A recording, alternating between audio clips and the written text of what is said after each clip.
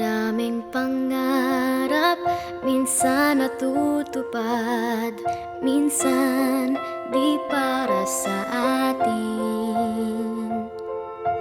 Sa mga pagkakataong ito, ako'y nagpapasalamat pa rin sa pagsikat ng araw,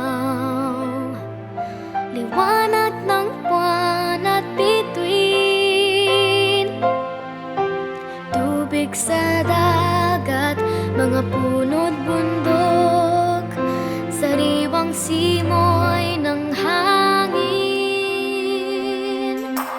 O kay ganda ng ating mundo, nasisilayan ng aking puso at sa